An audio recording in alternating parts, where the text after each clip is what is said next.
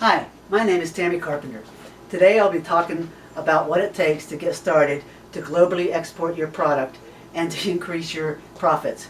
It takes good planning, it takes having the right package for the method that you're shipping in, and precise documentation is required for exporting.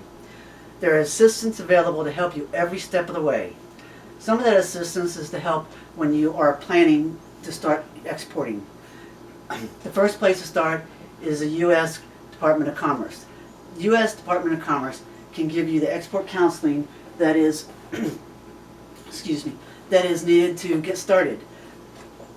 Every year they conduct numerous exports and workshops around the country. They can even put you in contact with other government and private export services. Another major source would be for assistance would be International Freight Forwarder. A freight forwarder can help you by assisting you in a sale by giving you all the freight and handling costs, so that way you can put it in the price quote to your customer.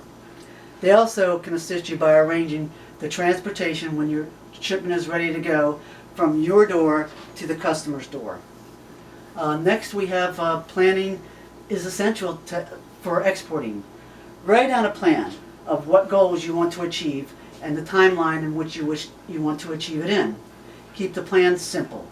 As you learn more through experience and research, rewrite the plan in more detail. Better planning means better export opportunities and higher profits. Do the research, gather the facts for the restrictions and the requirements for shipping your exports out of the United States. Next we'll talk about the packaging and shipping of the goods. The packaging you use for shipping must be durable and also include the markings and the labels. When packaging your product for shipping, for exporting, you got to understand that the demand that's put on that package. You have several issues. You have the weight, you have moisture, you have damage, and you also have theft. These issues need to be taken into account when you're designing your package for shipping. There are specific markings and labels required on the outside of your packaging. The labels are needed for proper handling and for identification. Some of the specific markings that are required by U.S. law and by foreign countries are the shipper's name and address must be on the box. Also the port of entry. The most important is the country of origin. That has got to be on there. When the packages are ready for shipping, you must determine the method of shipping that you want to use if the buyer has not already informed you. If you only have a few packages, or unless the shipment is time sensitive, you can use a freight carrier like UPS. UPS goes all over the world. For most larger shipments, those are put into ocean containers. Ocean containers are nothing more than a semi-trailer that is loaded and then put on the ship. Insuring your product, your export shipment for damages, delays, and loss, you need to get some cargo insurance.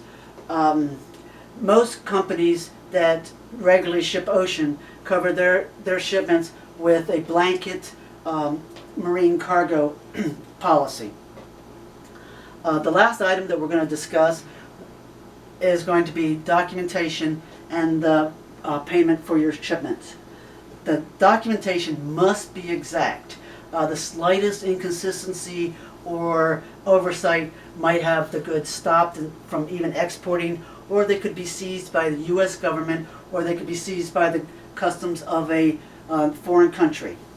They could also result in the exporter not getting paid when a letter of credit or a draft is involved. One of the specialties of an international freight forwarder is documentation.